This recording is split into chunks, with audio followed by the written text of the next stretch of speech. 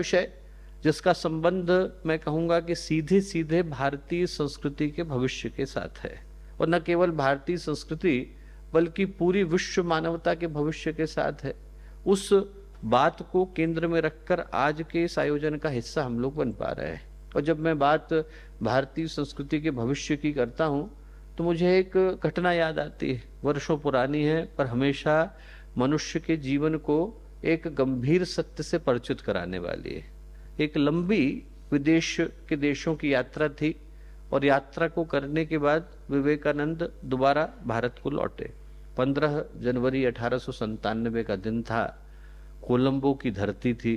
कोलंबो उस समय में भारत की ही भूमि का हिस्सा हुआ करता था। जैसे ही जहाज कोलंबो के तट पर आकर के रुका तो अनेकों लोगों के हृदय में भावना हुई कि स्वामी विवेकानंद के दर्शन किए जाएं।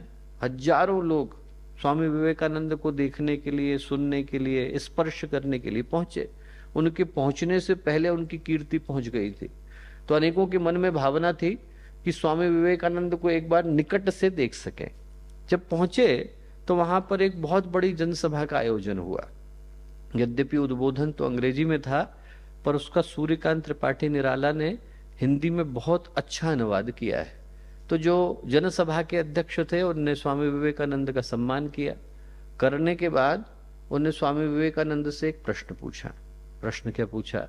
उन्होंने कहा, स्वामी जी, इतने वर्षों तक आप भारत की भूमि से दूर रहे, तो आपकी उपस्थिति का लाभ वहां के लोगों को मिल पाया जिन विषयों से वो सर्वथा परिचित थे। वेद है, वेदांग है, योग सूत्र हैं, सांख्य है, भारत के जितने भी गंभीर ज्ञान के स्रोत हैं उनसे वो लोग अपरिचित थे। और आपसे बढ़कर के दूसरा कोई व्यक्तित्व तो नहीं जिसके माध्यम से वो इन विषयों को सुन सके। उनको सुनने का सौभाग्य मिला। आपको क्या मिला? सन्यासी को तो समुद्र पर्यंत रहना नहीं चाहिए। तो आप इतने दिनों तक भारत की भूमि से दूर रहे, तो उससे आपको क्या लाभ हुआ?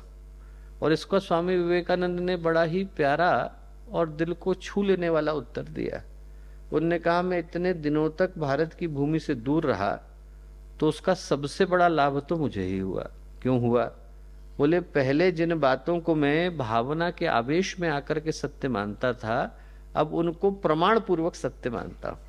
पहले लोग कहते भारत जो है देवताओं की भूमि है, ऋषियों की भूमि है, अवतारों की भूमि है, और मैं भी हाँ में हाँ मिलाता था, पर मेरा अपना कोई विश्वास उस विषय में नहीं था।